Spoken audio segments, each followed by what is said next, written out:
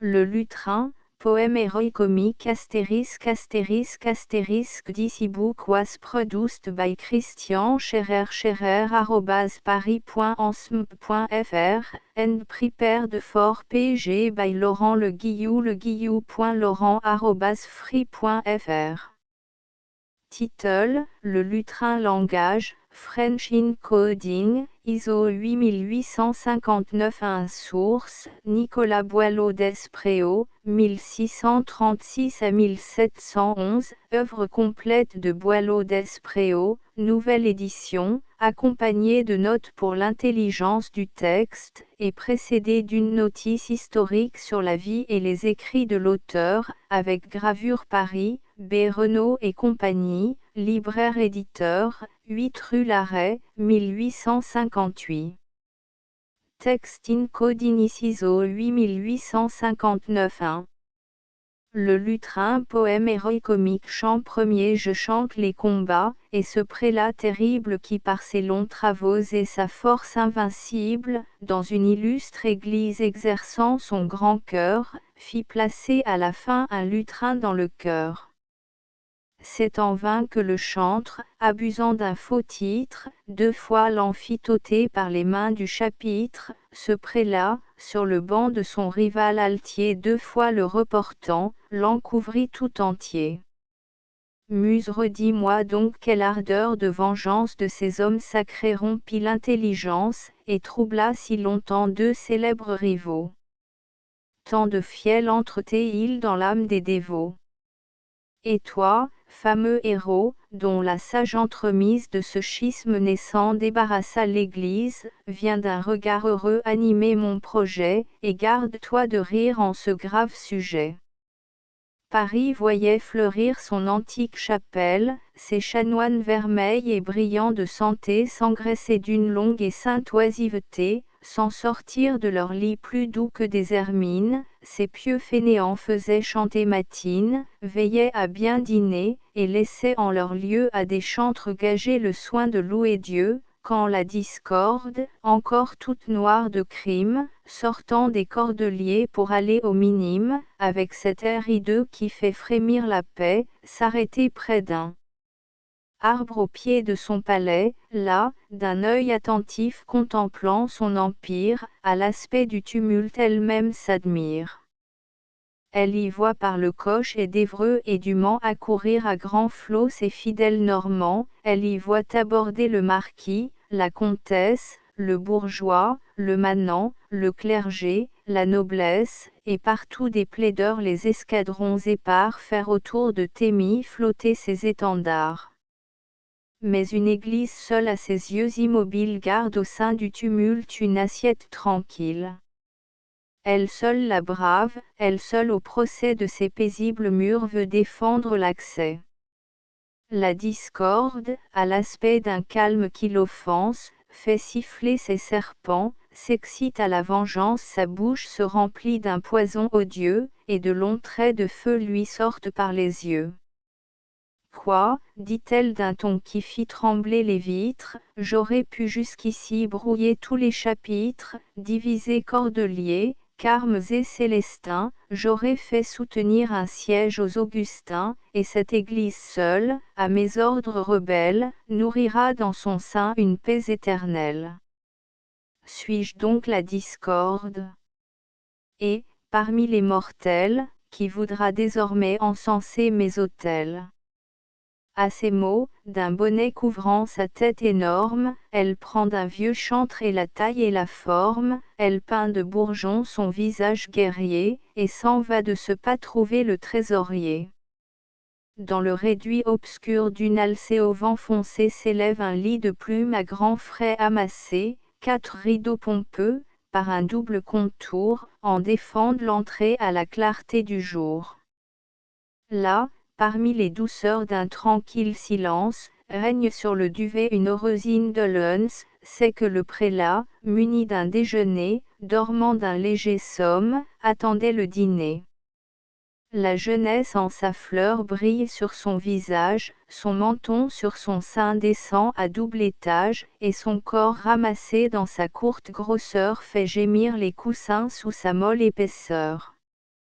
La déesse en entrant, qui voit la nappe mise, admire un si bel ordre, et reconnaît l'église, et, marchant à grands pas vers le lieu du repos, au prélat sommeillant elle adresse ces mots: Tu dors, prélat, tu dors, et là-haut à ta place le chantre aux yeux du cœur étale son audace, chante les orémus, fait des processions, et répand à grands flots les bénédictions. Tu dors? Attends-tu donc que, sans bulle et sans titre, il te ravisse encore le rochet et la mitre? Sors de ce lit oiseux qui te tient attaché, et renonce au repos, ou bien à l'évêché. Elle dit, et, du vent de sa bouche profane, lui souffle avec ses mots l'ardeur de la chicane. Le prélat se réveille, et, plein d'émotion, lui donne toutefois la bénédiction.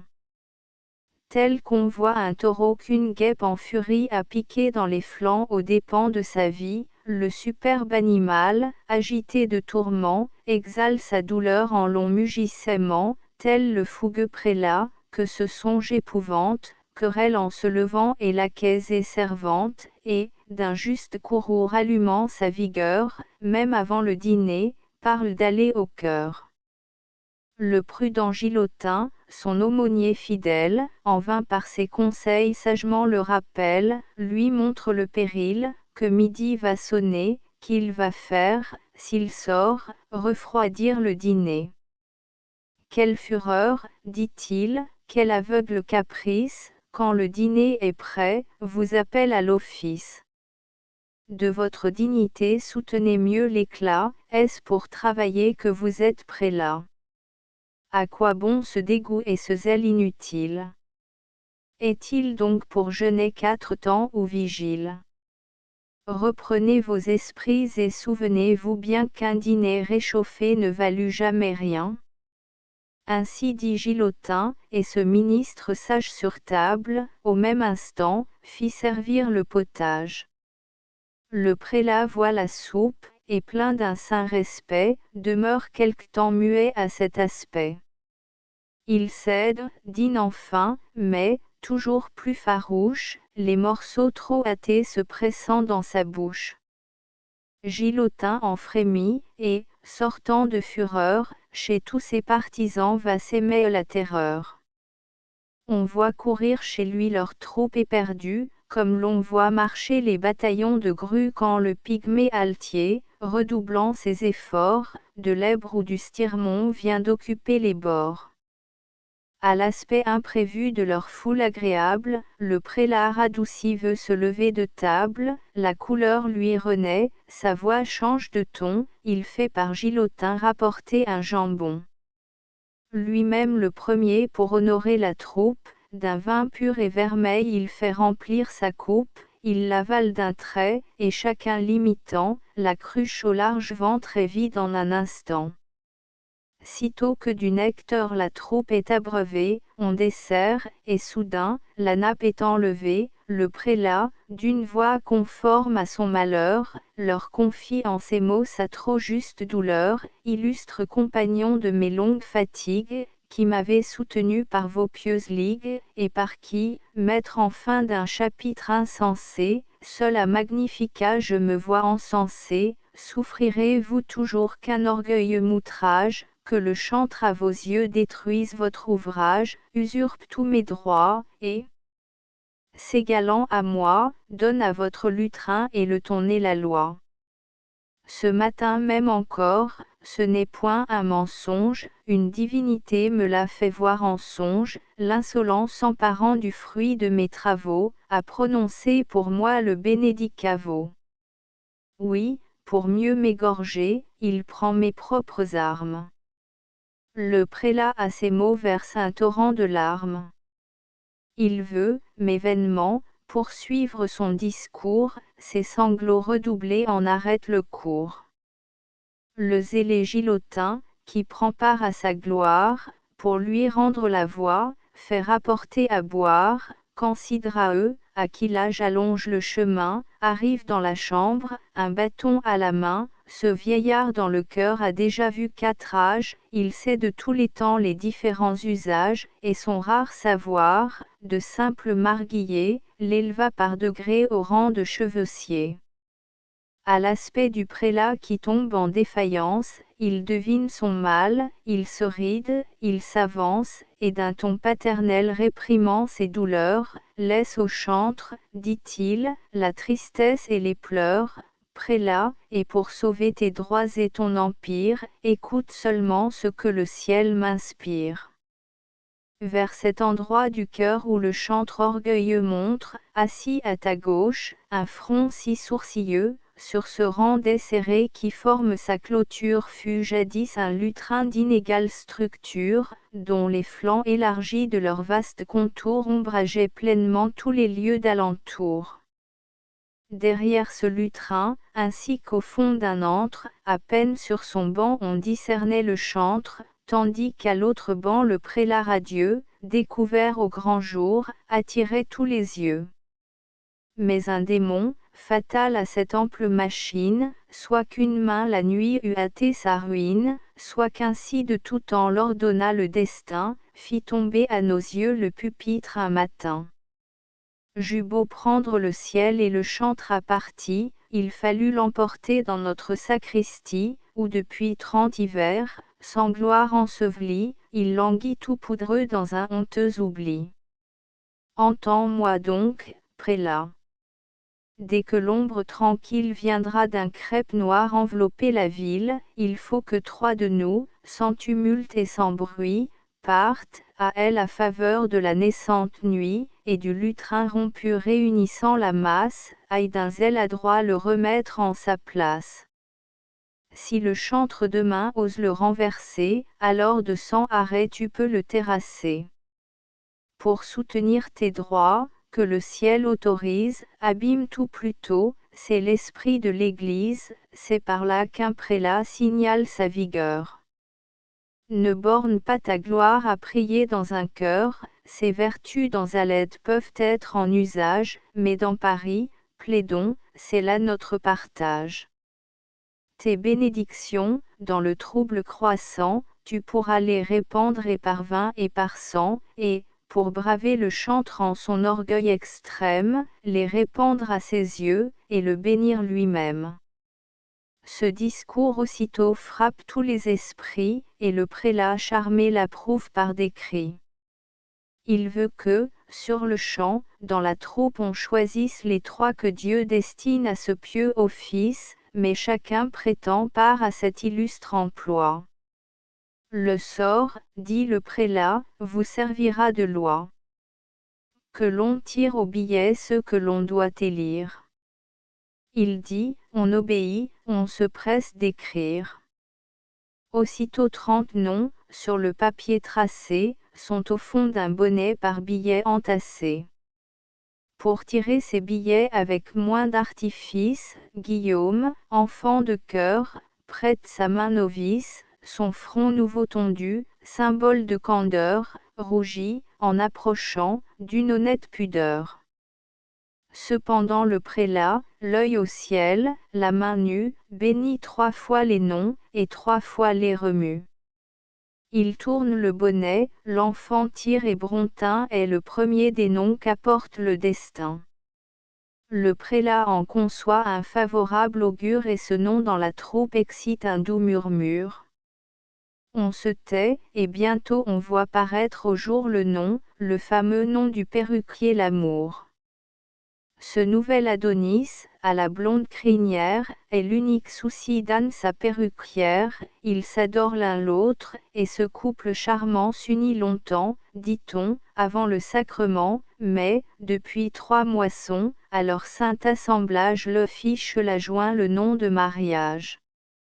Ce perruquier superbe est l'effroi du quartier, et son courage est peint sur son visage altier. Un des noms reste encore et le prélat par grâce une dernière fois les brouille et les ressasse. Chacun croit que son nom est le dernier des 3. Mais que ne dis-tu point, ô puissant porte-croix, bois rude, sacristain, cher appui de ton maître, lorsqu'au lieu du prélat tu vis ton nom paraître. On dit que ton front jaune, et ton teint sans couleur, perdit en ce moment son antique pâleur, et que ton corps goutteux, plein d'une ardeur guerrière, pour sauter au plancher fit 2 pas en arrière. Chacun bénit tout haut l'arbitre des humains, qui remet leur bon droit en de si bonnes mains. Aussitôt on se lève, et l'assemblée en foule, avec un bruit confus, par les portes s'écoule. Le prélat resté seul calme un peu son dépit, et jusqu'au souper se couche et s'assoupit. Chant second cependant cet oiseau qui prône les merveilles, ce monstre composé de bouches et d'oreilles, qui, sans cesse volant de climat en climat, dit partout ce qu'il sait et ce qu'il ne sait pas, la renommée enfin, cette prompte courrière, va d'un mortel effroi glacer la perruquière, lui dit que son époux, d'un faux zèle conduit, pour placer un lutrin doit veiller cette nuit. À ce triste récit, tremblante, désolée, elle accourt, l'œil en feu, la tête échevelée, et trop sûre d'un mal qu'on pense lui si le « oses-tu bien encore, traître, dissimuler ?» dit-elle, et ni la foi que ta main m'a donnée, ni nos embrassements qu'a suivi l'hyménée, ni ton épouse enfin toute prête à périr, ne sauraient donc t'ôter cette ardeur de courir. Perfide, si du moins, à ton devoir fidèle, tu veillais pour orner quelque tête nouvelle. L'espoir d'un juste gain consolant ma langueur pourrait de ton absence adoucir la longueur. Mais quel zèle indiscret, quelle aveugle entreprise arme aujourd'hui ton bras en faveur d'une église. Où vas-tu, cher époux, est-ce que tu me fuis? As-tu oublié tant de si douces nuits? Quoi? D'un œil sans pitié vois-tu couler mes larmes? Au nom de nos baisers jadis si pleins de charme, si mon cœur, de tout temps facile à tes désirs, n'a jamais d'un moment différé tes plaisirs, si pour te prodiguer mes plus tendres caresses, je n'ai point exigé ni serment, ni promesse, si toi seul à mon lit enfin eus toujours part, diffère au moins d'un jour ce funeste départ. En achevant ces mots cette amante enflammée sur un placet voisin tombe demi-pâmée. Son époux s'en émeut, et son cœur éperdu entre 2 passions demeure suspendu, mais enfin rappelant son audace première, « Ma femme, lui dit-il d'une voix douce et fière, je ne veux point nier les solides bienfaits dont ton amour prodigue a comblé mes souhaits, et le Rhin de ses flots ira grossir la Loire avant que tes faveurs sortent de ma mémoire, mais ne présume pas qu'en te donnant ma foi l'hymen m'est pour jamais asservi sous ta loi. Si le ciel en mes mains eût mis ma destinée, nous aurions fui tous deux le joug de l'hyménée, et, sans nous opposer ses devoirs prétendus, nous goûterions encore des plaisirs défendus. Cesse donc à mes yeux d'étaler un vain titre, ne m'ôte pas l'honneur d'élever un pupitre, et toi-même, donnant un frein à tes désirs, raffermis la vertu qu'ébranlent tes soupirs. Que te dirai-je enfin? C'est le ciel qui m'appelle, une église, un prélat m'engage en sa querelle, il faut partir, j'y cours. Dissipe tes douleurs, et ne me trouble plus par ces indignes pleurs. Il la quitte à ces mots. Son amante effarée demeure le teint pâle, et la vue égarée, la force l'abandonne, et sa bouche, 3 fois voulant le rappeler, ne trouve plus de voix. Elle fuit, et de pleurs inondant son visage, seule pour s'enfermer vole au 5e étage. Mais d'un bouge prochain accourant à ce bruit, sa servante Alison la rattrape et la suit. Les ombres cependant, sur la ville épandues, du fait des maisons descendent dans les rues. Le souper hors du cœur chasse les chapelains, et de chantres buvant les cabarets sont pleins. Le redouté Brontin, que son devoir éveille, sort à l'instant, chargé d'une triple bouteille, d'un vin dont Gilotin, qui savait tout prévoir, au sortir du conseil eut soin de le pourvoir. L'odeur d'un jus si doux lui rend la faim moins rude. Il est bientôt suivi du sacristain Boisrude, et tous deux, de ce pas, s'en vont avec chaleur du trop lent perruquier réveiller la valeur. Partons, lui dit Brontin, déjà le jour plus sombre, dans les eaux s'éteignant, va faire place à l'ombre. D'où vient ce noir chagrin que je lis dans tes yeux? Quoi? Le pardon sonnant te retrouve en ces lieux? Où donc est ce grand cœur dont tantôt l'allégresse semblait du jour trop long accuser la paresse? Marche, et suis-nous du moins où l'honneur nous attend. Le perruquier honte rougit en l'écoutant. Aussitôt de longs clous il prend une poignée, sur son épaule il charge une lourde cognée, et derrière son dos, qui tremble sous le poids, il attache une scie en forme de carquois, il sort au même instant, il se met à leur tête. À suivre ce grand chef l'un et l'autre s'apprêtent, leur cœur semble allumé d'un zèle tout nouveau, Brontin tient un maillet, et Boisrude un marteau.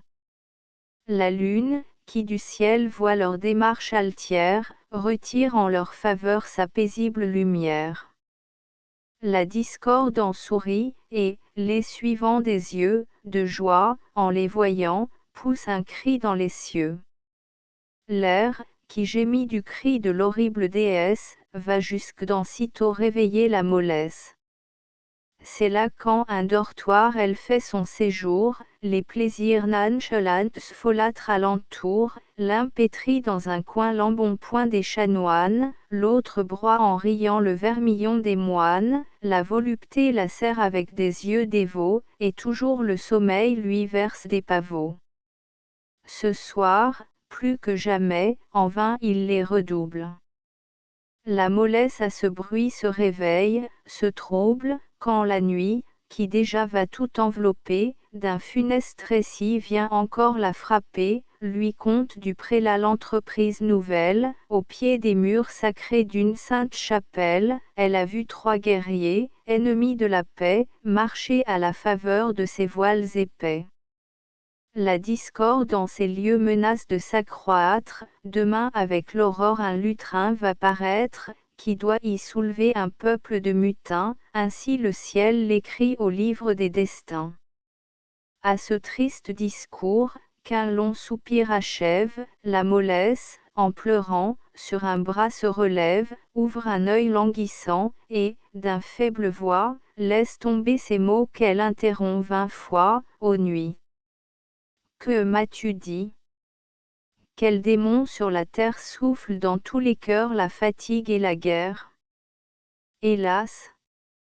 Qu'est devenu ce temps, cet heureux temps, où les rois s'honoraient du nom de fainéants, s'endormaient sur le trône, et me servant sans honte laissaient leur sceptre aux mains d'un maire ou d'un comte. Aucun soin n'approchait de leur paisible cour, on reposait la nuit, on dormait tout le jour. Seulement au printemps, quand Flore dans les plaines faisait taire des vents les bruyantes haleines, 4 bœufs attelés, d'un pas tranquille et lent, promenaient dans Paris le monarque indolent. Ce doux siècle n'est plus. Le ciel impitoyable a placé sur le trône un prince infatigable. Il brave mes douceurs, il est sourd à ma voix, tous les jours il m'éveille du bruit de ses exploits. Rien ne peut arrêter sa vigilante audace, l'été n'a point de feu, l'hiver n'a point de glace. J'entends à son seul nom tous mes sujets frémir en vain 2 fois la paix a voulu l'endormir, loin de moi son courage, entraîné par la gloire, ne se plaît qu'à courir de victoire en victoire.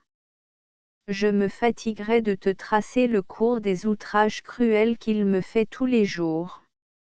Je croyais, loin des lieux où ce prince m'exile, que l'Église du moins m'assurait un asile. Mais qu'en vain j'espérais y régner sans effroi, moines, abbés prieurs, tous s'arment contre moi. par mon exil honteux la trappe est ennoblie, j'ai vu dans Saint-Denis la réforme établie, la carme, le feuillant, s'endurcit aux travaux, et la règle déjà se remet dans Clairvaux. Sitôt dormait encore, et la Sainte-Chapelle conservait du vieux temps l'oisiveté fidèle, et voici qu'un lutrin, prêt à tout renverser, d'un séjour si chéri vient encore me chasser. Ô toi, de mon repos, compagne aimable et sombre, à de si noirs forfaits prêteras-tu ton ombre. Ah! Nuit, si tant de fois, dans les bras de l'amour, je t'admis au plaisir que je cachais au jour, du moins ne permets pas. La mollesse oppressée dans sa bouche à ce mot sans sa langue glacée, et, las de parler, succombant sous l'effort, soupire, étend les bras, ferme l'œil et s'endort. Chant troisième. Mais la nuit aussitôt de ses ailes affreuses couvre des bourguignons les campagnes vineuses, revole vers Paris, et, attend son retour, déjà de Montlhéry voit la fameuse tour.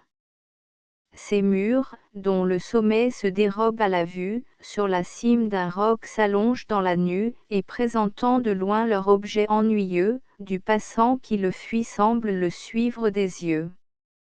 1000 oiseaux effrayants, 1000 corbeaux funèbres, de ces murs désertés habitent les ténèbres.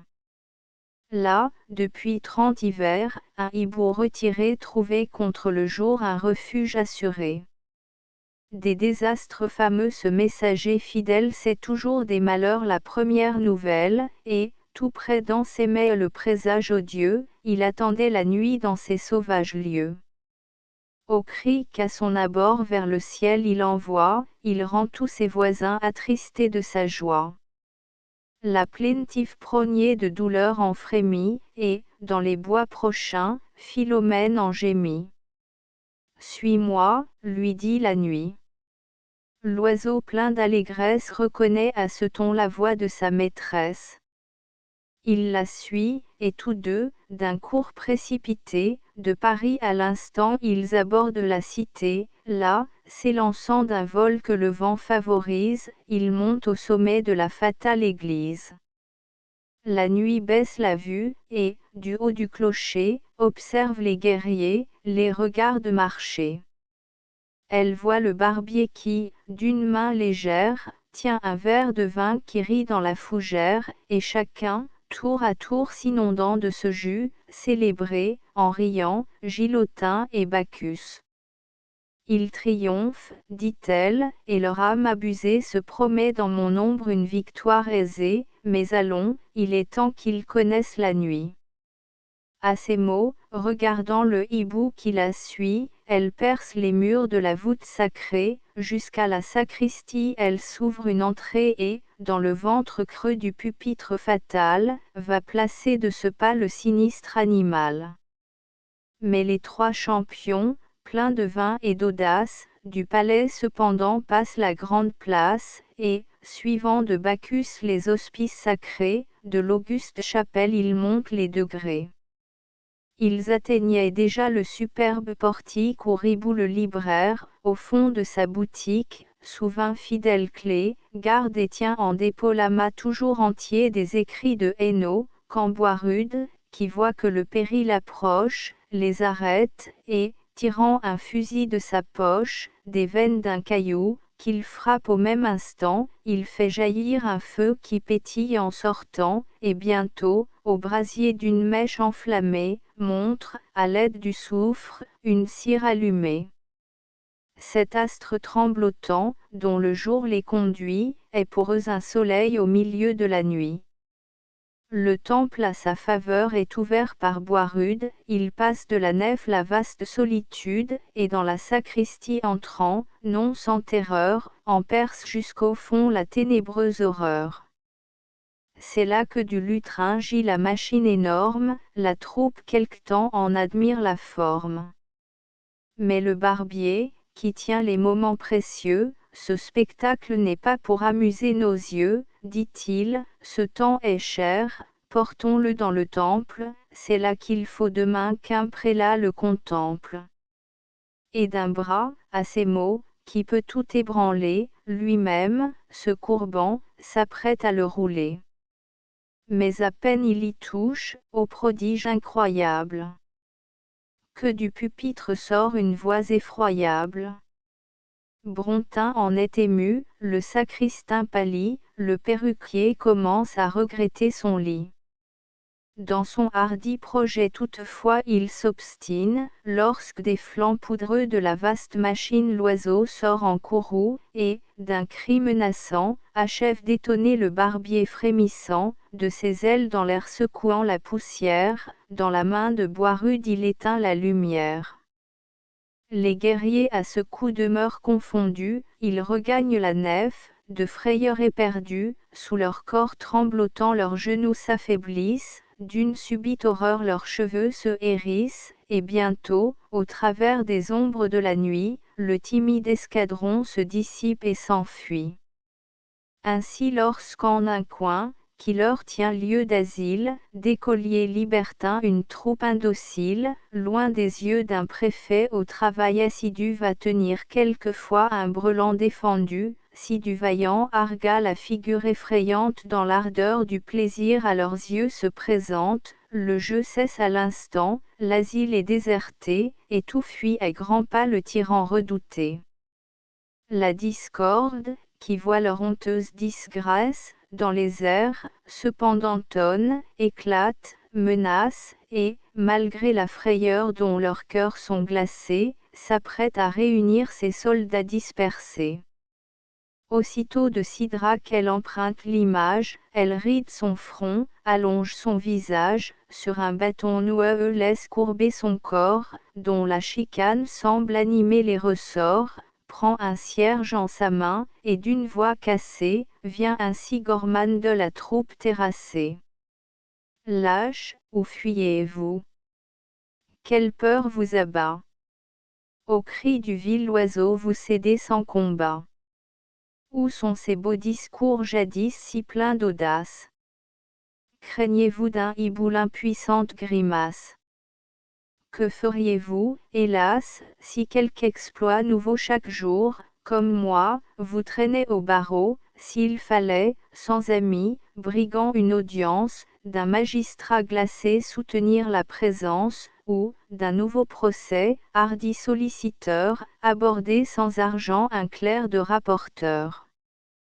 Croyez-moi, mes enfants, je vous parle à bon titre, j'ai moi seul autrefois plaidé tout un chapitre, et le barreau n'a point de monstre si hagard, dont mon œil n'ait 100 fois soutenu les regards. Tous les jours sans trembler j'assiégeais leur passage. L'Église était alors fertile en grands querigeuses, le moindre d'entre nous, sans argent, sans appui, eût plaidé le prélat, et le chantre avec lui.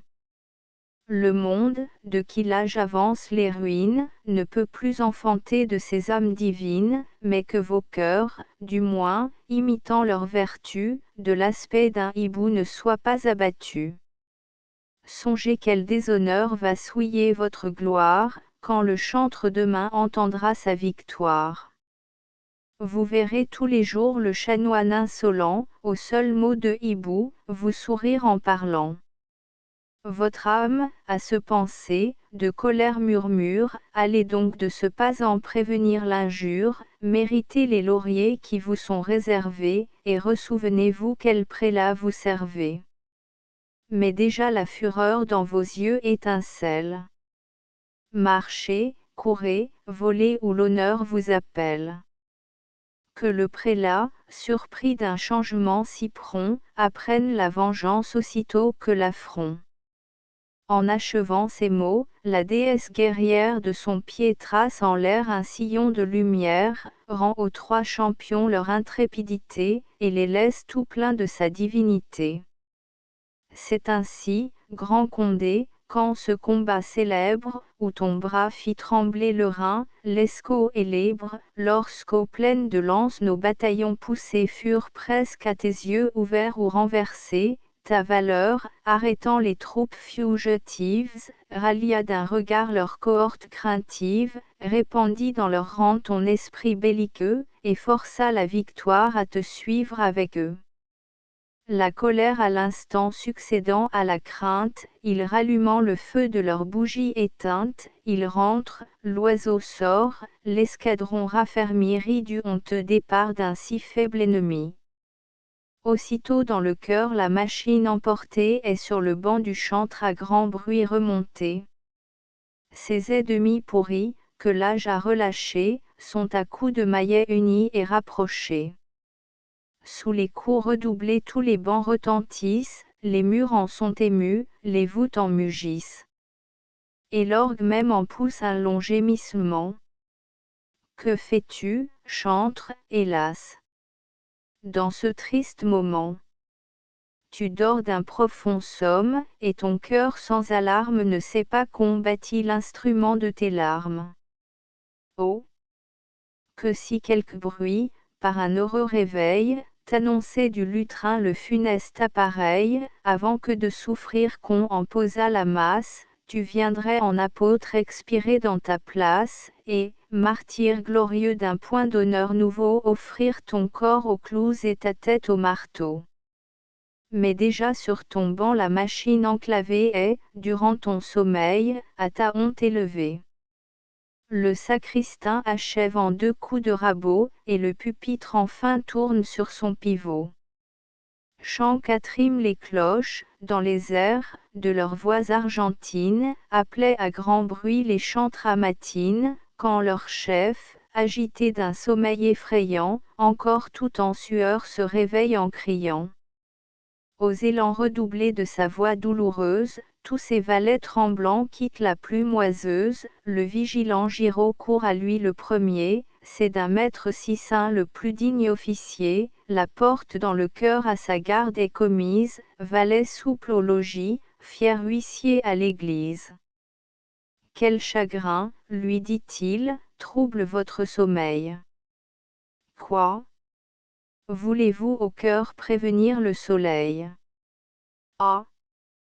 Dormez, et laissez à des chantres vulgaires le soin d'aller sitôt mériter leur salaire. Ami, lui dit le chantre encore pâle d'horreur, n'insulte point, de grâce, à ma juste terreur, mêle plutôt ici tes soupirs à mes plaintes, et tremble en écoutant le sujet de mes craintes. Pour la seconde fois un sommeil gracieux avait sous ses pavots appesanti mes yeux, quand, l'esprit enivré d'une douce fumée, j'ai cru remplir au cœur ma place accoutumée.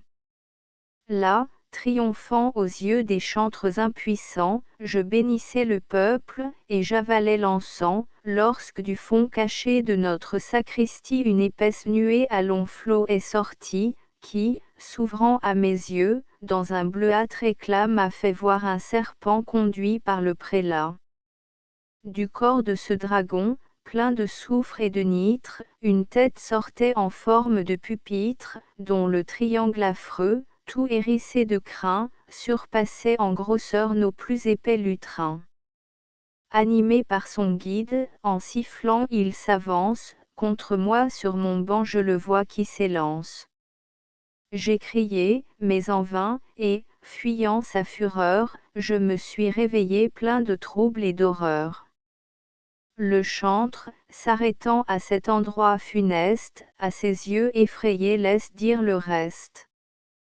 Giraud en vain l'assure, et, riant de sa peur, nomme sa vision l'effet d'une vapeur, le désolé vieillard, qui est la raillerie, lui défend de parler, sort du lit en furie. On apporte à l'instant ses somptueux habits, où sur l'ouate molle éclata le tabiz. D'une longue soutane il endosse la moire, prend ses gants violets, les marques de sa gloire, et saisit, en pleurant, ce rocher qu'autrefois le prélat trop jaloux lui rogna de 3 doigts. Aussitôt d'un bonnet ornant sa tête grise, déjà l'aumus en main il marche vers l'église, et, hâtant de ses ans l'importune langueur, court, vole, et, le premier, arrive dans le chœur. Ô toi qui, sur ces bords qu'une eau dormante mouille vit combattre autrefois le rat et la grenouille, qui, par les traits hardis d'un bizarre pinceau, mit l'Italie en feu pour la perte d'un sot, muse, prête à ma bouche une voix plus sauvage, pour chanter le dépit, la colère, la rage, que le chantre sentit allumer dans son sang à l'aspect du pupitre élevé sur son banc.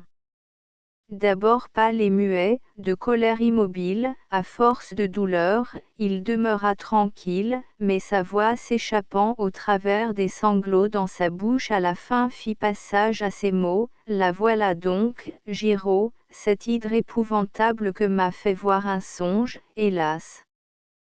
Trop véritable. Je le vois ce dragon tout prêt à m'égorger, ce pupitre fatal qui me doit ombrager.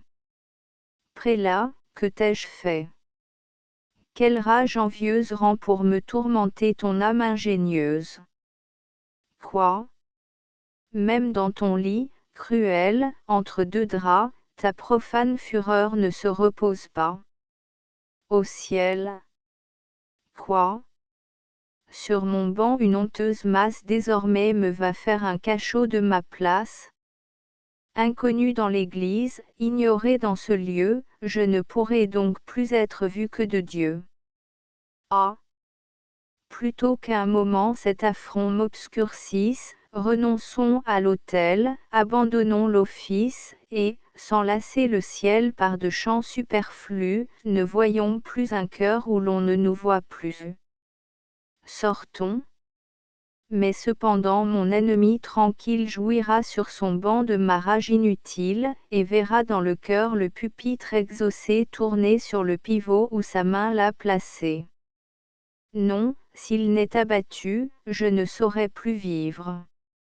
À moi, Giraud, je veux que mon bras l'en délivre.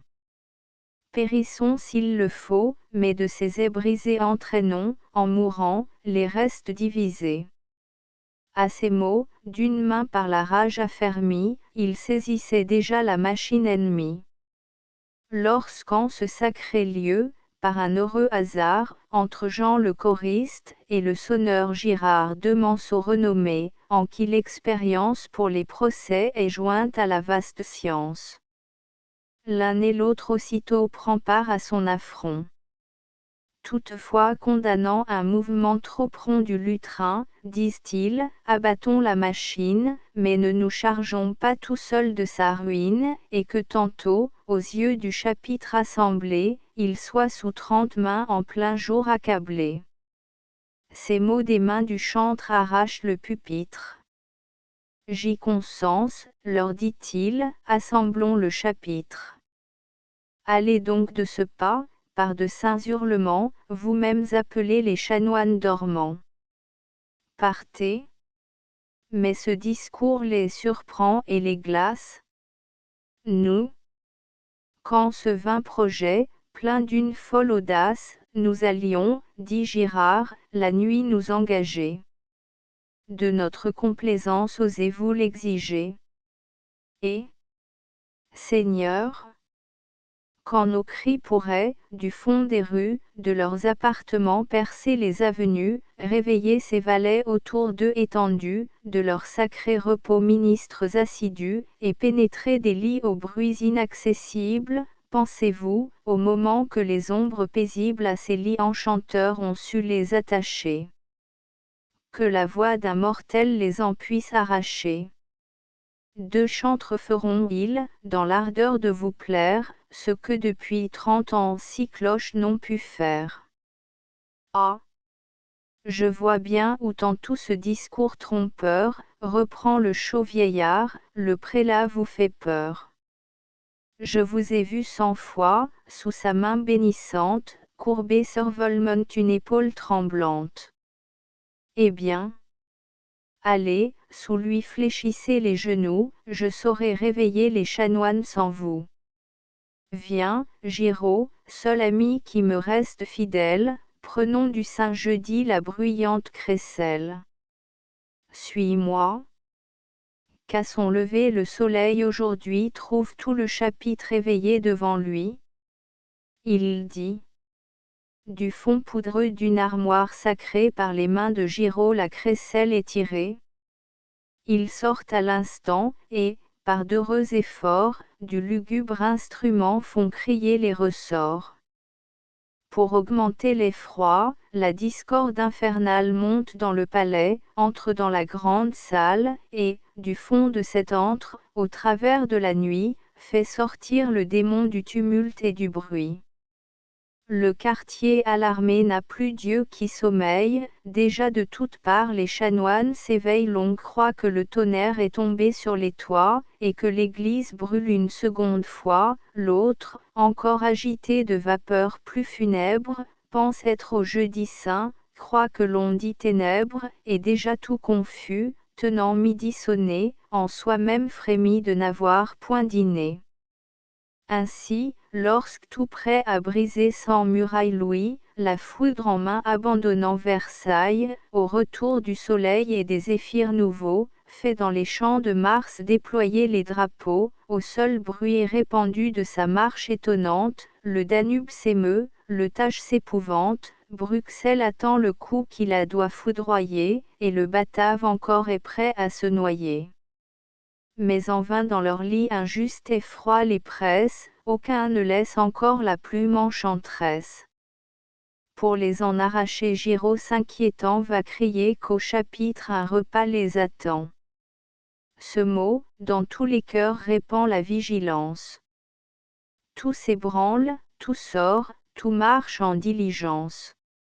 Il court au chapitre, et chacun se pressant flatte d'un doux espoir son appétit naissant. Mais, ô d'un déjeuner vaine et frivole attente. À peine ils sont assis, que, d'une voix dolente, le chantre désolé, lamentant son malheur, fait mourir l'appétit et naître la douleur. Le seul chanoine Évrard, d'abstinence incapable, ose encore proposer qu'on apporte la table. Mais il a beau presser, aucun ne lui répond, quand le premier rompant ce silence profond, Alain tousse et se lève, Alain, ce savant homme, qui de bonne y 20 fois a lu toute la somme, qui possède Abélie, qui sait tout Raconi, et même entend, dit-on, le latin d'Acampi. N'en doutez point, leur dit ce savant canoniste, ce coup part, j'en suis sûr, d'une main janséniste. Mes yeux en sont témoins, j'ai vu moi-même hier entrer chez le prélat le chapelain Garnier. Arnaud, cet hérétique ardent à nous détruire, par ce ministre adroit tente de le séduire, sans doute il aura lu dans son Saint Augustin qu'autrefois Saint Louis érigea ce lutrin, il va nous inonder des torrents de sa plume. Il faut, pour lui répondre, ouvrir plus d'un volume. Consultons sur ce point quelque auteur signalé, voyons si des lutrins bonnes il n'a point parlé, étudions enfin, il en est temps encore, et, pour ce grand projet, tantôt dès que l'aurore rallumera le jour dans l'onde ensevelie, que chacun prenne en main le moelleux Abélie. Ce conseil imprévu de nouveau les étonne, surtout le gras Évrard d'épouvante en frissonne. Moi, dit-il, qu'à mon âge, écolier tout nouveau, j'aille pour un lutrin me troubler le cerveau. Oh le plaisant conseil! Non, non, songeons à vivre, va maigrir, si tu veux, et sécher sur un livre. Pour moi, je lis la Bible autant que l'Alcoran, je sais ce qu'un fermier nous doit rendre par haine, sur quelle vigne à Reims nous avons hypothèque, 20 muets rangés chez moi font ma bibliothèque. En plaçant un pupitre on croit nous rabaisser, mon bras seul sans latin saura le renverser. Que m'importe qu'Arnaud me condamne ou m'approuve. J'abats ce qui me nuit partout où je le trouve, c'est là mon sentiment. À quoi bon tant d'après? Du reste déjeunons, messieurs, et buvons frais. Ce discours, que soutient l'embonpoint du visage, rétablit l'appétit, réchauffe le courage. Mais le chantre surtout en paraît rassuré, oui, dit-il, le pupitre a déjà trop duré. Allons sur sa ruine assurer ma vengeance, donnons à ce grand œuvre une heure d'abstinence, et qu'au retour tantôt un ample déjeuner longtemps nous tienne à table, et s'unisse au dîner. Aussitôt il se lève, et la troupe fidèle par ses mots attirants sans redoubler son zèle. Il marche droit au cœur d'un pas audacieux, et bientôt le lutrin se fait voir à leurs yeux. À ce terrible objet aucun d'eux ne consulte, sur l'ennemi commun ils fondent en tumulte, il sape le pivot, qui se défend en vain, chacun sur lui d'un coup veut honorer sa main. Enfin sous tant d'efforts la machine succombe, et son corps entr'ouvert chancelle, éclate et tombe, tel sur les monts glacés des farouches gélons tombe un chêne battu des voisins aquilons, ou tel, abandonné de ses poutres usées, fond enfin un vieux toit sous cette huile brisée. La masse est emportée, et ses ais arrachés sont aux yeux des mortels chez le chantre caché. Chant cinquième. L'aurore cependant, d'un juste effroi troublée, des chanoines levés voient la troupe assemblée, et contemplent longtemps, avec des yeux confus, ces visages fleuris qu'elle n'a jamais vus. Chez Sidrac aussitôt Brontin d'un pied fidèle du pupitre abattu va porter la nouvelle. Le vieillard de ses soins bénit l'heureux succès, et sur le bois détruit bâtit 1000 procès. L'espoir d'un doux tumulte échauffant son courage, il ne sent plus le poids ni les glaces de l'âge, et chez le trésorier, de ce pas, à grand bruit, vient éclater au jour les crimes de la nuit. Au récit imprévu de l'horrible insolence, le prélat hors du lit impétueux s'élance vainement d'un breuvage à 2 mains apporté Gilotin avant tout le veut voir humecté, il veut partir à jeûne. Il se peigne, il s'apprête, l'ivoire trop hâté 2 fois rond sur sa tête, et 2 fois de sa main le buis tombe en morceaux, tel Hercule filant rompait tous les fuseaux, il sort demi-paré. Mais déjà sur sa porte il voit de saints guerriers une ardente cohorte, qui tout, remplis pour lui d'une égale vigueur, sont prêts, pour le servir, à déserter le cœur. Mais le vieillard condamne un projet inutile. Nos destins sont, dit-il, écrits chez la Sibylle, son antre n'est pas loin, allons la consulter, et subissons la loi qu'elle nous va dicter. Il dit, à ce conseil, où la raison domine, sur ses pas au barreau la troupe s'achemine, et bientôt dans le temple, entend, non sans frémir, de l'antre redouté les soupiraux gémir. Entre ces vieux appuis dont l'affreuse grande salle soutient l'énorme poids de sa voûte infernale, est un pilier fameux, des plaideurs respectés, et toujours de Normands à midi fréquentés. Là, sur des tas poudreux de sacs et de pratiques, hurle tous les matins une sibylle éthique, on l'appelle chicane, et ce monstre odieux jamais pour l'équité n'eut d'oreille ni d'yeux. La disette au teint blême, et la triste famine, les chagrins dévorants, et l'infâme ruine, enfant infortuné de ses raffinements, trouble l'air d'alentour de longs gémissements. Sans cesse feuilletant les lois et la coutume, pour consumer autrui, le monstre se consume, et, dévorant maisons, palais, châteaux entiers, rend pour des monceaux d'or de 20 tas de papier. Sous le coupable effort de ta noire insolence, Témi a vu 100 fois chanceler sa balance. Incessamment il va de détour en détour. Comme un hibou, souvent il se dérobe au jour, tantôt, les yeux en feu, c'est un lion superbe, tantôt, humble serpent, il se glisse sous l'herbe. En vain, pour le dompter, le plus juste des rois fit régler le chaos des ténébreuses lois, ses griffes vainement par puceaux raccourcis, se rallongent déjà, toujours d'encre noircie, et ses ruses, perçants et digues et remparts, par 100 brèches déjà rentrent de toutes parts. Le vieillard humblement l'aborde et le salue, et faisant, avant tout, briller l'or à sa vue, reine des longs procès, dit-il, dont le savoir rend la force inutile, et les lois sans pouvoir, toi, pour qui dans le mans le laboureur moissonne, pour qui naissent à Caen tous les fruits de l'automne, si, dès mes premiers ans, heurtant tous les mortels, l'encre a toujours pour loi coulé sur tes autels, daigne encore me connaître en ma saison dernière, d'un prélat qui t'implore exauce la prière. Un rival orgueilleux, de sa gloire offensé, a détruit le lutrin par nos mains redressées. Épuise en sa faveur ta science fatale, du digeste et du code ouvre-nous le dédale, et montre-nous cet art, connu de tes amis, qui, dans ses propres lois, embarrasse tes mis. La Sibylle, à ces mots, déjà hors d'elle-même, fait lire sa fureur sur son visage blême, et, pleine du démon qui la vient te presse, par ces mots étonnants tâche à le repousser. Chantre, ne craignez plus une audace insensée. Je vois au cœur la masse replacée, mais il faut des combats. Tel est l'arrêt du sort, et surtout éviter un dangereux accord.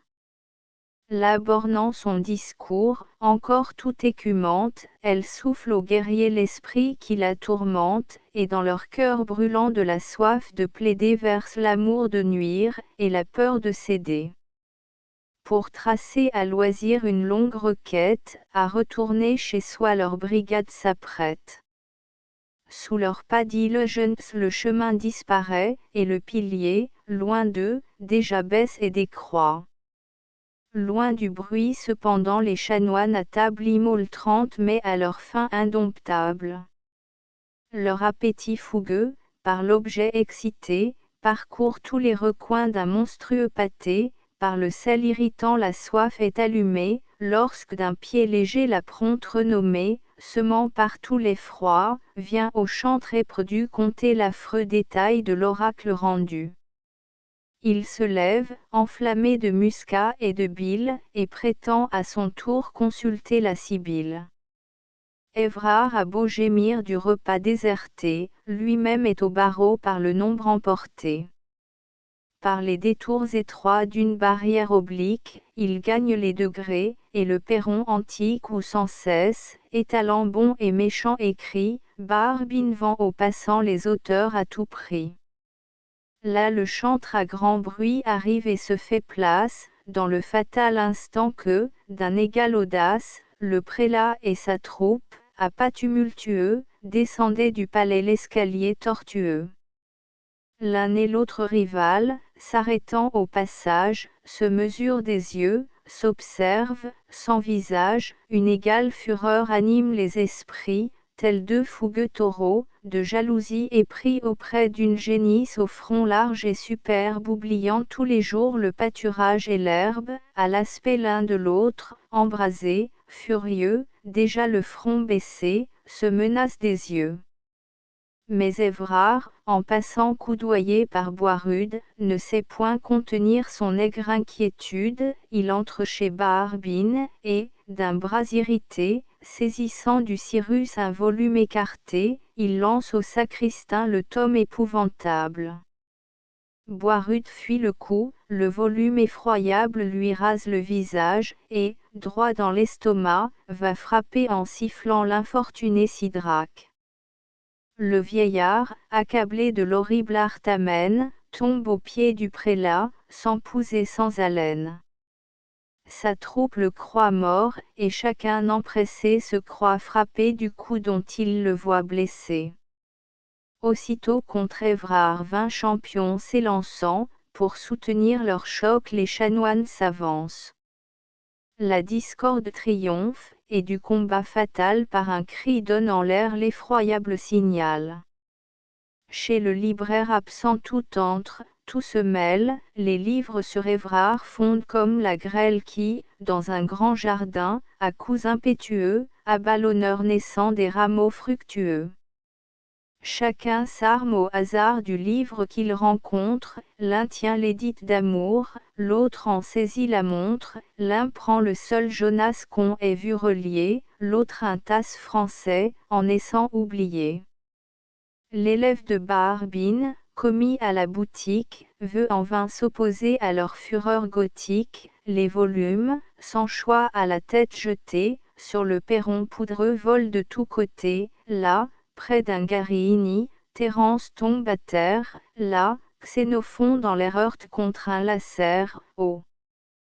Que des cris obscurs, de livres ignorés, furent en ce grand jour de la poudre tirés. Vous en fûtes tiré, Almerin des Simandres, et toi, rebut du peuple, inconnu Calo-André, dans ton repos, dit-on, saisi par Gaillerbois, tu vis le jour alors pour la première fois. Chaque coup sur la chair laisse une meurtrissure, déjà plus d'un guerrier se plaint d'une blessure. D'un leveillère épais Giraud est renversé, Mérino, d'un brébeuf à l'épaule blessée, en sent partout le bras une douleur amère, et maudit le farsal aux provinces si chères. D'un pinchen in quarto d'Odillon étourdi a longtemps le teint pâle et le cœur affadi. Au plus fort du combat le chapelain Garagne, vers le sommet du front atteint d'un Charlemagne, des vers de ce poème effet prodigieux. Tout prêt à s'endormir, bâille, et ferme les yeux. À plus d'un combattant la clélie est fatale, Giroud 10 fois par elle éclate et se signale. Mais tout cède aux efforts du chanoine Fabri.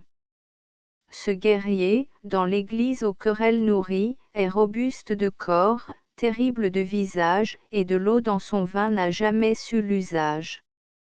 Il terrasse lui seul et Gilbert et Grasset, et Gorillon la basse, et Grandin le fausset, et Gerbet l'agréable, et Guérin l'insipide.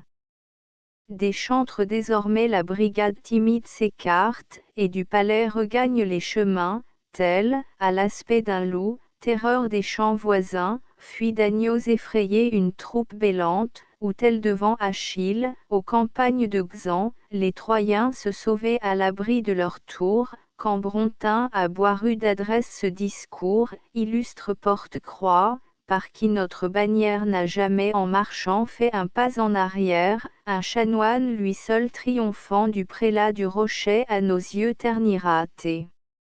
Il l'éclat. Non, non, pour te couvrir de sa main redoutable, accepte de mon corps l'épaisseur favorable. Viens, et, sous ce rempart, à ce guerrier hautain fais voler ce quinolt qui me reste à la main. À ces mots, il lui tend le doux et tendre ouvrage. Le sacristain, bouillant de zèle et de courage, le prend, se cache, approche, et, droit entre le cieux, frappe du noble écrit l'athlète audacieux.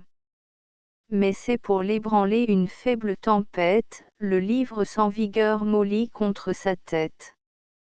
Le chanoine les voit, de colère embrasés, attendez, leur dit-il, couple lâche et rusé, et jugez si ma main, aux grands exploits novices, lance à mes ennemis un livre qui mollisse.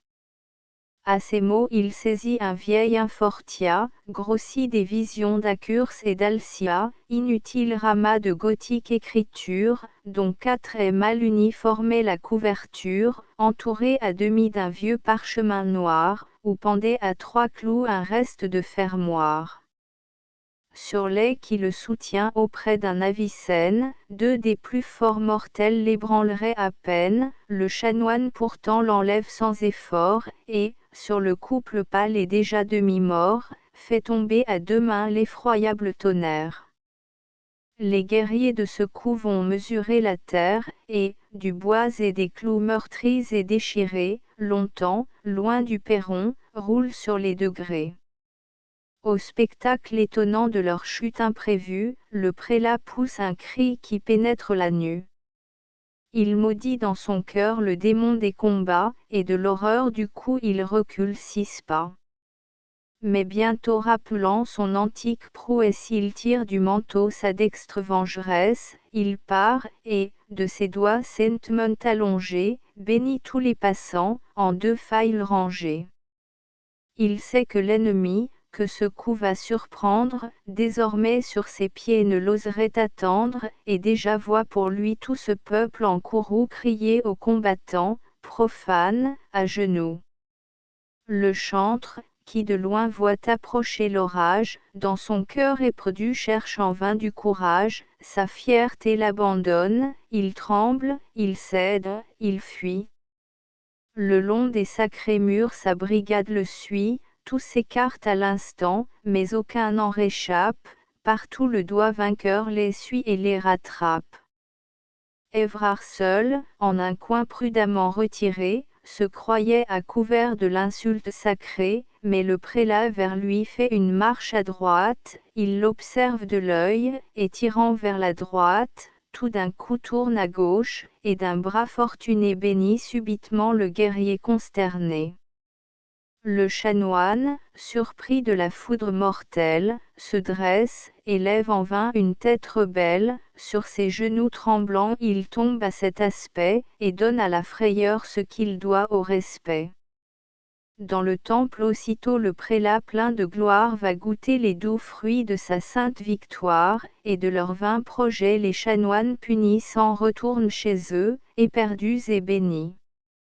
Chant sixième. Tandis que tout conspire à la guerre sacrée, la piété sincère, aux Alpes retirée, du fond de son désert entend les tristes cris, de ses sujets cachés dans les murs de Paris. Elle quitte à l'instant sa retraite divine la foi, d'un pas certain, devant elle chemine, l'espérance au front gai l'appuie et la conduit, et, la bourse à la main, la charité la suit. Vers Paris elle vole, et d'une audace sainte, vient au pied de Thémis proférer cette plainte, Vierge, effroi des méchants, appui de mes autels, qui, la balance en main, règle tous les mortels, ne viendrai-je jamais en tes bras salutaires que pousser des soupirs et pleurer mes misères.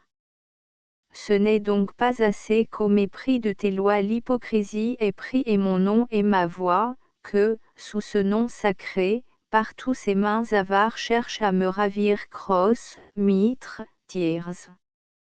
Faudra-t-il voir encore 100 monstres furieux ravager mes états usurpés à tes yeux?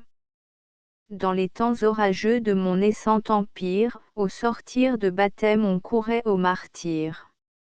Chacun, plein de mon nom, ne respirait que moi, le fidèle, attentif aux règles de sa loi, fuyant des vanités la dangereuse amorce, aux honneurs appelés, n'y montait que par force, ces cœurs, que les bourreaux ne faisaient point frémir, à l'offre d'une mitre étaient prêts à gémir, et, sans peur des travaux, sur mes traces divines couraient chercher le ciel au travers des épines. Mais, depuis que l'Église eut, aux yeux des mortels, de son sang en tout lieu cimenté ses autels, le calme dangereux succédant aux orages, une lâche tiédeur s'empara des querigeuses, de leurs ailes brûlant l'ardeur se ralentit. Sous le joug des péchés leur foi s'appesantit, le moine secoua la cilice et la haire, le chanoine indolent apprit à ne rien faire, le prélat, par la brigue aux honneurs parvenus, ne sut plus qu'abuser d'un humble revenu, et pour toute vertu fit, au dos d'un carrosse, à côté d'une mitre armorie à sa crosse, l'ambition partout chassa l'humilité, dans la crasse du froc logea la vanité. Alors de tous les cœurs l'union fut détruite.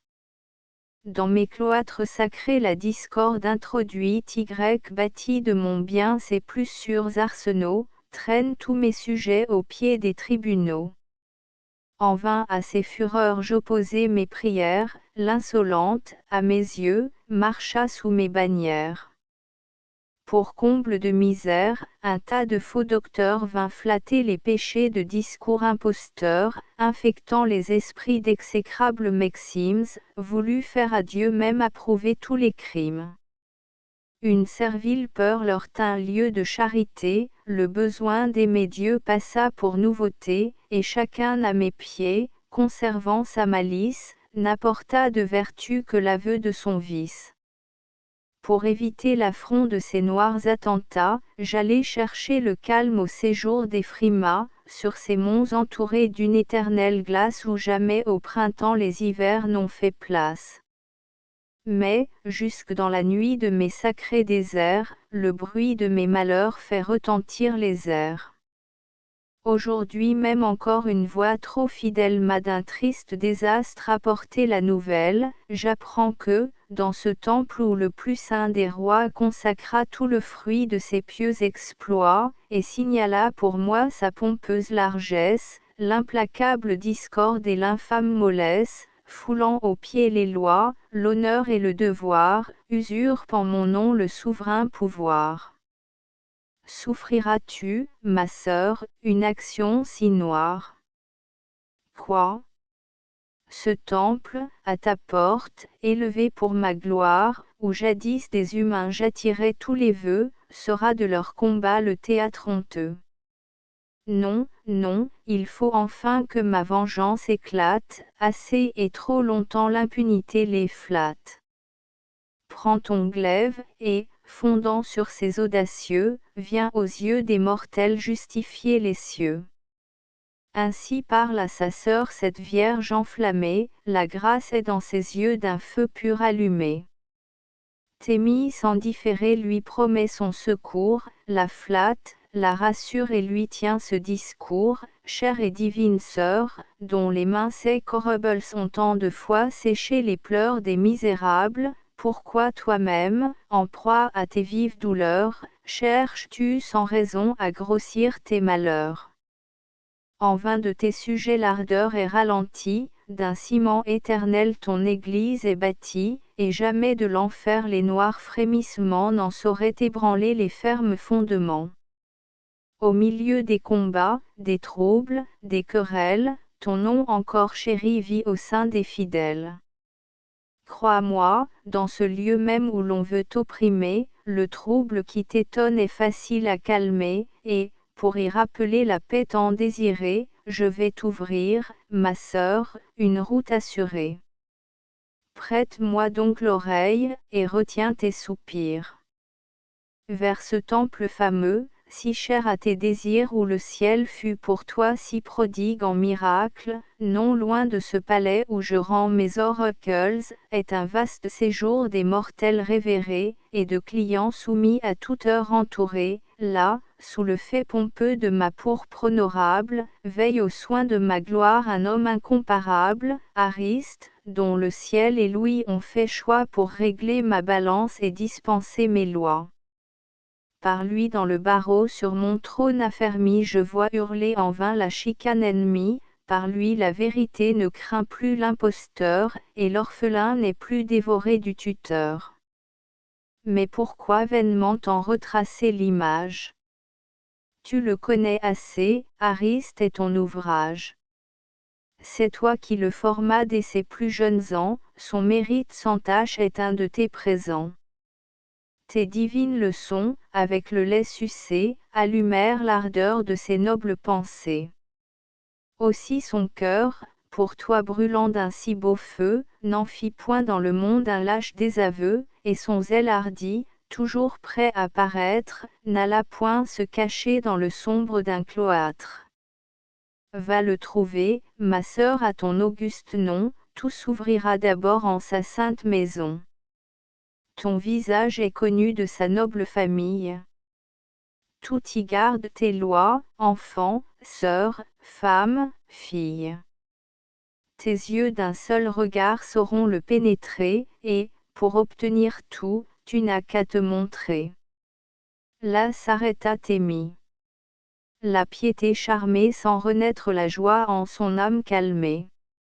Elle court chez Ariste, et s'offrant à ses yeux, que me sert, lui dit-elle, Ariste qu'en tout lieu tu signales pour moi ton zèle et ton courage, si la discorde impie à ma porte m'outrage.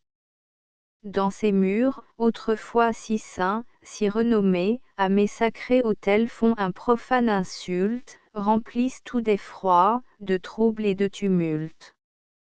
De leurs crimes à leurs yeux va en peindre l'horreur, sauve-moi, sauve-les de leur propre fureur. Elle sort à ces mots. Le héros en prière demeure tout couvert de feux et de lumière. De la céleste fille il reconnaît l'éclat, et mande au même instant le chantre et le prélat. Muse, c'est à ce coup que mon esprit timide dans sa course élevée a besoin qu'on le guide. Pour chanter par quel soin, par quels nobles travaux un mortel sut fléchir ses superbes rivaux. Mais plutôt, toi qui fis ce merveilleux ouvrage, Ariste, c'est à toi d'en instruire notre âge. Seul tu peux révéler par quel art tout-puissant tu rendis toi sans grave coup le chantre obéissant. Tu sais par quel conseil rassemblant le chapitre lui-même, de sa main, reporta le pupitre, et comment le prélat, de ses respects contents, le fit du banc fatal enlevé à l'instant. Parle donc, c'est à toi d'éclaircir ces merveilles. Il me suffit pour moi d'avoir su, par mes veilles jusqu'au 6e chant pousser ma fiction, et fait d'un vain pupitre un second Taïlion. Finissons. Aussi bien, quel quart d'heure qui m'inspire, quand je songe aux héros qui me restent à décrire, qu'il faut parler de toi, mon esprit éperdu demeure sans parole, interdit, confondu. Ariste, c'est ainsi qu'en ce Sénat illustre où t'es mis, par tes soins, reprend son premier lustre, quand, la première fois, un athlète nouveau vient combattre en champ clos aux joutes du barreau, souvent sans y penser ton auguste présence troublant par trop d'éclat sa timide éloquence, le nouveau Cicéron, tremblant, décoloré, cherche en vain son discours sur sa langue égarée, en vain, pour gagner temps, dans ces traînes affreuses, traîne d'un dernier mot les syllabes honteuses, il hésite, il bégaie, et le triste orateur demeure enfin muet aux yeux du spectateur. Boileau. Astérisque astérisque astérisque End of the Project Gutenberg e-book Le Lutrin, poème héroïque-comique astérisque astérisque astérisque Updated editions will replace the previous one. The all editions will be renamed. Creating the works from print editions not protected by US copyright law means that no one owns the United States copyright in these works, so the Foundation, and you, can copy and distribute it in the United States without permission and without paying copyright royalty. Special rule, set forth in the general terms of use part of this license, apply to copying and distributing Project Gutenberg symbol marque commercial electronic works to protect the Project Gutenberg symbol marque commercial concept and trademark. Project Gutenberg is a registered trademark, and may not be used if you charge for an e-book, except by following the terms of the trademark license, including paying royalty for use of the Project Gutenberg trademark. If you do not charge anything for copy of this e-book, complying with the trademark license is very easy. You may use this ebook for nearly any purpose such as creation of derivative works, report, performance and research. Project Gutenberg ebooks may be modified and printed and given away. You may do practically anything in the United States with ebooks not protected by US copyright law. Redistribution is subject to the trademark license, especially commercial redistribution. Start, full license. The full Project Gutenberg license. Please read this before you distribute or use this work to protect the Project Gutenberg symbol marque commercial. Mission of promoting the free distribution of electronic works, by using or distributing this work, or any other work associated in any way with the phrase Project Gutenberg, you agree to comply with all the terms of the full Project Gutenberg symbol marque commercial license available with this file or online at www.gutenberg.org/licence. Section 1.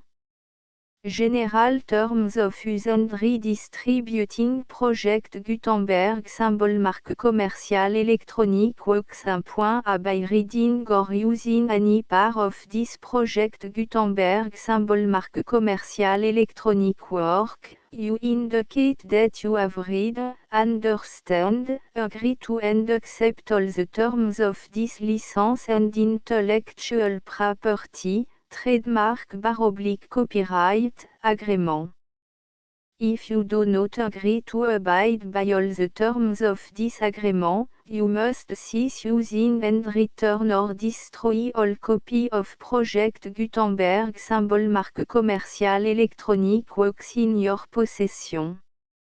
If you paid a fee for obtaining a copy of or access to a Project Gutenberg Symbol Marque commerciale électronique work and you do not agree to be bound by the terms of this agreement, you may obtain a refund from the person or entity to whom you paid the fee as set forth in paragraphe 1.e.8.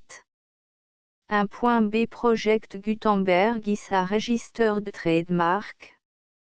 It may only be used on or associated in any way with an electronic work by people who agree to be bound by the terms of this agreement.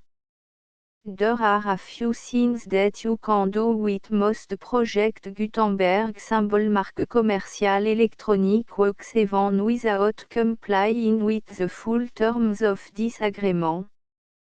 See paragraphe 1.c below. There are a lot of things you can do with Project Gutenberg Symbol Marque commerciale électronique works if you follow the terms of this agreement and help preserve free future access to Project Gutenberg Symbol Marque commerciale électronique works. See paragraphe 1.e below. 1.c The Project Gutenberg Literary Archive Foundation, the Foundation or PGLAF, owns a compilation copyright in the collection of Project Gutenberg Symbol Marque commerciale électronique works. Nearly all the individual works in the collection are in the public domain in the United States. If an individual work is unprotected by copyright law in the United States and you are located in the United States, we do not claim a right to prevent you from copying, distributing, performing, displaying or creating derivative works based on the work alone as all references to Project Gutenberg are removed. Of course, we hope that you will support the Project Gutenberg Symbol Marque commerciale mission of promoting free access to electronic works by freely sharing Project Gutenberg Symbol Marque commerciale works in compliance with the terms of this agreement for keeping the Project Gutenberg Symbol Marque commerciale name associated with the work. You can easily comply with the terms of this agreement by keeping this work in the same format with its attached full Project Gutenberg Symbol Marque commerciale license when you share it without charge with others. 1.d The copyright laws of the place where you are located also govern what you can do with this work. Copyright laws in most countries are in a constant state of change. If you are outside the United States, check the laws of your country in addition to the terms of this agreement before downloading, copying, displaying, performing, distributing or creating derivative works based on this work or any other Project Gutenberg Symbol Marque commerciale work. The Foundation makes no representations concerning the copyright status of any work in any country other than the United States. 1.e Unless you have removed all references to Project Gutenberg, 1.e.1.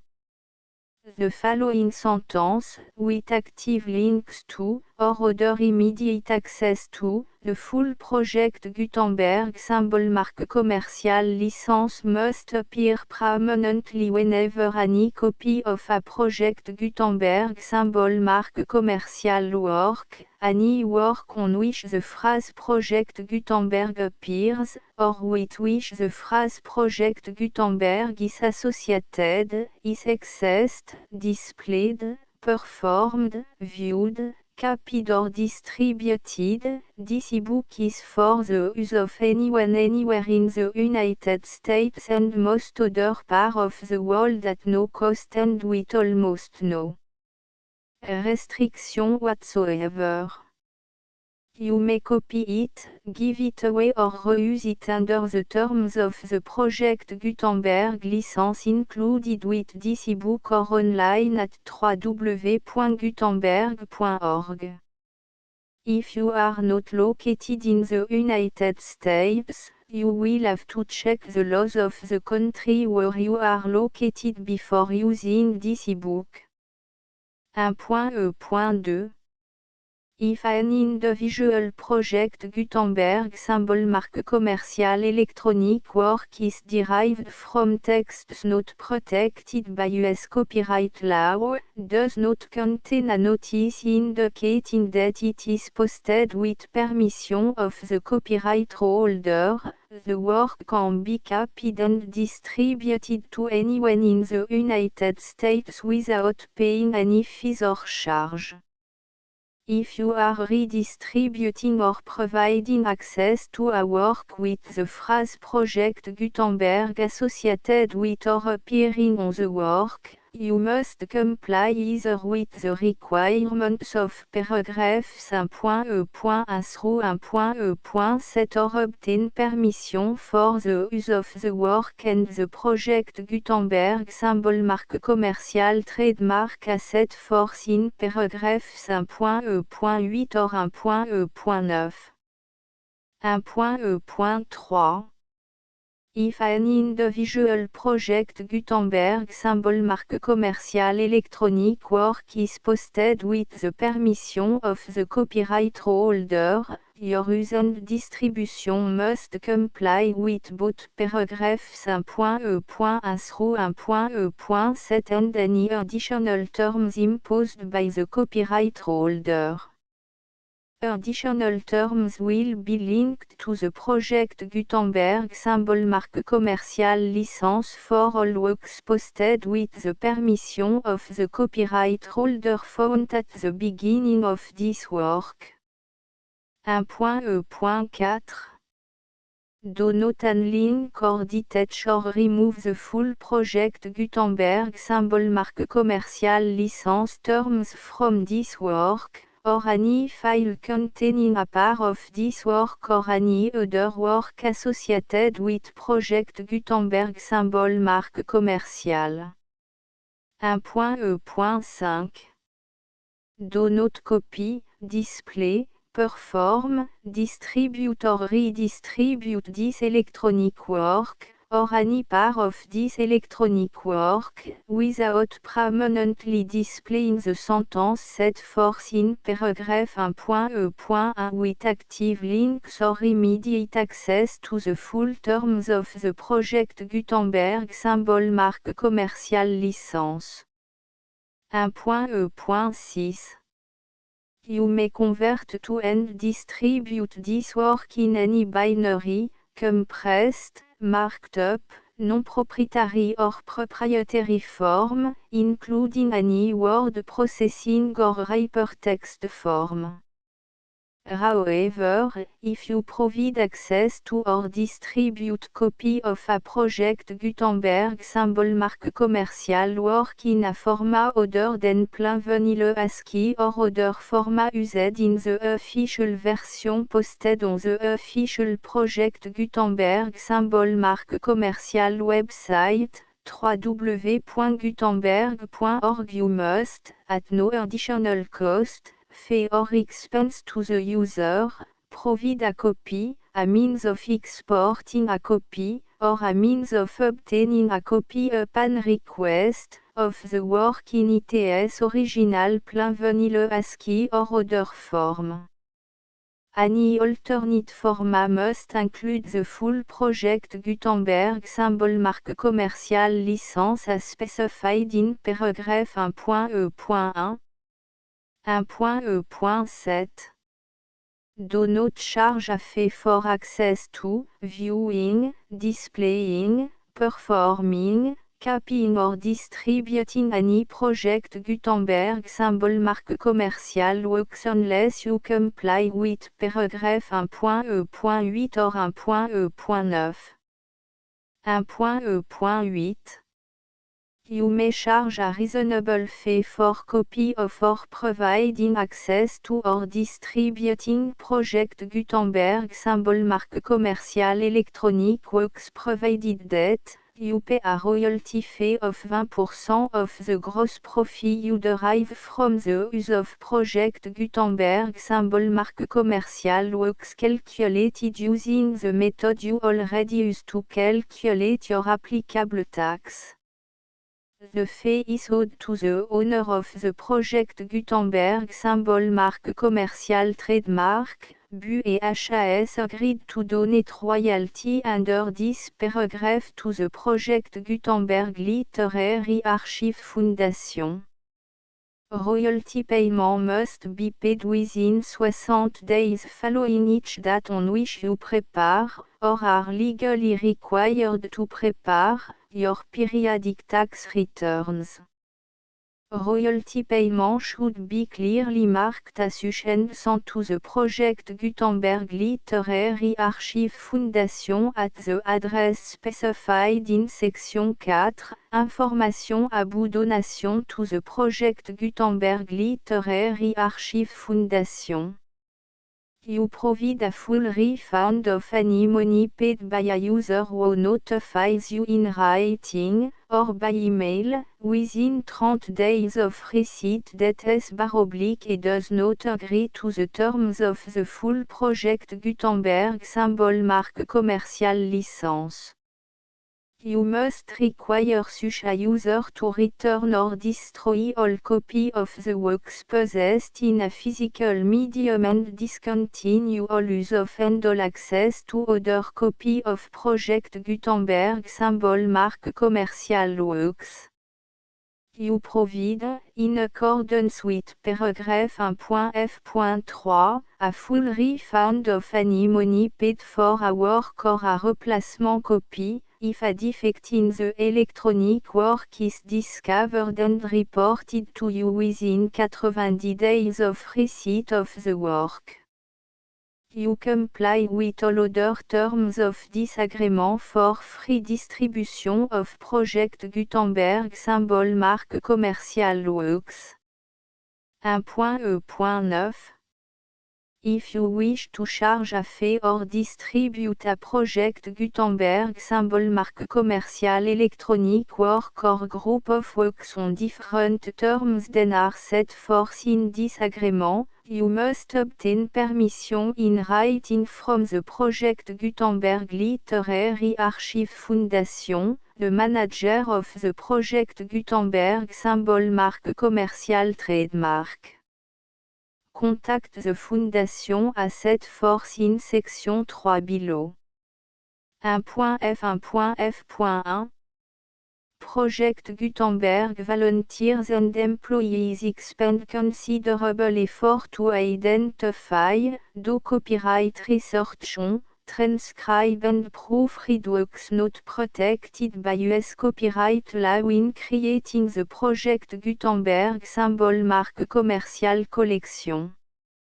Despite these efforts, Project Gutenberg symbol marque commerciale electronic works, and the medium on which they may be stored, may contain defects such as, but not limited to, incomplete, inaccurate or corrupt data, transcription errors, a copyright or other intellectual property infringement, a defective or damaged disk or other medium, a computer virus, or computer code that damage or cannot be read by your equipment. 1.f.2 Limited warranty, disclaimer of damage, except for the right of replacement or refund described in paragraph 1.f.3, the Project Gutenberg Literary Archive Foundation, the owner of the Project Gutenberg symbol mark commercial trademark, and any other party distributing a Project Gutenberg symbol mark commercial electronic work under this agreement, disclaim all liability to you for damages, costs and expenses, including legal fees. You agree that you have no remedy for negligence, strict liability, breach of warranty or breach of contract except those provided in paragraph 1.f.3. You agree that the Foundation, the trademark owner, and any distributor under this agreement will not be liable to you for actual, direct, indirect, consequential, punitive or incidental damages even if you give notice of the possibility of such damage. 1.f.3 Limited right of replacement or refund, if you discover a defect in this electronic work within 90 days of receiving it, you can receive a refund of the money, if any, you paid for it by sending a written explanation to the person you received the work from. If you received the work on a physical medium, you must return the medium with your written explanation. The person or entity that provided you with the defective work may elect to provide a replacement copy in lieu of a refund. If you received the work electronically, the person or entity providing it to you may choose to give you a second opportunity to receive the work electronically in lieu of a refund. If the second copy is also defective, you may demand a refund in writing without further opportunities to fix the problem. 1.f.4 Except for the limited right of replacement or refund set forth in paragraph 1.f.3, this work is provided to you as, with no other warranties of any kind, express or imply, including but not limited to warranties of merchantability or fitness for any purpose. 1.f.5 Some states do not allow disclaimers of certain implied warranties or the exclusion or limitation of certain types of damages. If any disclaimer or limitation set forth in this agreement violates the law of the state applicable to this agreement, the agreement shall be interpreted to make the maximum disclaimer or limitation permitted by the applicable state law. The invalidity or unenforceability of any provision of this agreement shall not void the remaining provision. 1.f.6 Indemnity, you agree to indemnify and hold the Foundation, the trademark owner, any agent or employee of the Foundation, anyone providing copy of Project Gutenberg symbol mark commercial electronic works in accordance with this agreement, and any volunteers associated with the production, promotion and distribution of Project Gutenberg symbol mark commercial electronic works, harmless from all liability, costs and expenses, including legal fees, that arise directly or indirectly from any of the following which you do or cause to occur. A. Distribution of this or any Project Gutenberg symbol mark commercial work. B. Alteration, modification, or addition or deletions to any Project Gutenberg symbol mark commercial work. And C. Any defect you cause. Section 2. Information about the mission of Project Gutenberg symbol marque commerciale Project Gutenberg symbol marque commerciale is synonymous with the free distribution of electronic works in format readable by the widest variety of computer including obsolete, old, middle-aged and new computer. It exists because of the effort of hundreds of volunteers and donations from people in all walks of life. Volunteers and financial support to provide volunteers with the assistance they need are critical to reaching Project Gutenberg symbol marque commerciales goals and ensuring that the Project Gutenberg symbol marque commercial collection will remain freely available for generations to come. In 2001, the Project Gutenberg Literary Archive Foundation was created to provide a secure and permanent future for Project Gutenberg symbol marque commercial and future generations. To learn more about the Project Gutenberg Literary Archive Foundation and how your efforts and donations can help, see section 3 and 4 and the Foundation information page at www.gutenberg.org.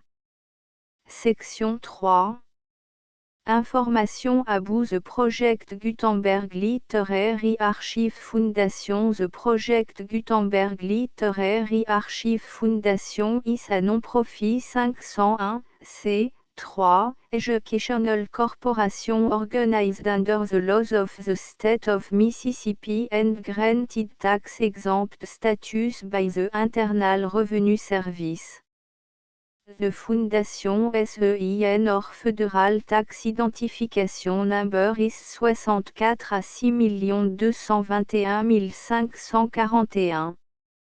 Contribution to the Project Gutenberg Literary Archive Foundation are tax deductible to the full extent permitted by U.S. federal laws and your state's laws. The Foundation's business office is located at 809 North 1500 West, Salt Lake City, U84116, 801, 596 à 1887. Email contact links and up-to-date contact information can be found at the Foundation's website and official page at www.gutenberg.org/contact section 4. Information about donation to the Project Gutenberg Literary Archive Foundation. Project Gutenberg symbol marque commercial depends upon and cannot survive without widespread public support and donation to carry out its mission of increasing the number of public domain and licensed works that can be freely distributed in machine-readable form accessible by the widest array of equipment including outdated equipment. Many small donations, $1 to $5,000, are particularly important to maintaining tax-exempt status with the IRS. The Foundation is committed to complying with the laws regulating charities and charitable donations in all 50 states of the United States. Compliance requirements are not uniform and it takes a considerable effort, much paperwork and money fees to meet and keep up with these requirements. We do not solicit donations in locations where we have not received written confirmation of compliance. To send donation or determine the status of compliance for any particular state, visit www.gutenberg.org/donate. While we cannot and do not solicit contribution from states where we have not met the solicitation requirements, we know of no prohibition against accepting unsolicited donation from donors in such states who approach us with offers to donate. International donation are gratefully accepted, but we cannot make any statements concerning tax treatment of donation received from outside the United States. US laws alone swamp for small staff. Please check the Project Gutenberg web page for current donation methods and addresses. Donations are accepted in a number of other ways including checks, online payments and credit card donation. To donate, please visit www.gutenberg.org/donate. Section 5. Général information about Project Gutenberg symbol marque commerciale électronique works. Professor Michael S. R. was the originator of the Project Gutenberg symbol marque commerciale concept of a library of electronic works that could be freely shared with anyone. For 40 years, he produced and distributed Project Gutenberg symbol marque commerciale ebooks with only a loose network of volunteer support. Project Gutenberg symbol marque commerciale ebooks are often created from several printed editions, all of which are confirmed and not protected by copyright in the US unless a copyright notice is included. Thus, we do not necessarily keep ebooks in compliance with any particular paper edition. Most people start at our website which has the main page search facility, www.gutenberg.org. This website includes information about Project Gutenberg symbol marque commerciale, including how to make donation to the Project Gutenberg Literary Archive Foundation, how to help produce our new ebooks, and how to subscribe to our email newsletter to read about new ebooks. Le lutrin chant premier, chant second, chant troisième, chant quatrième, chant cinquième, chant sixième. Boileau. The full Project Gutenberg licence.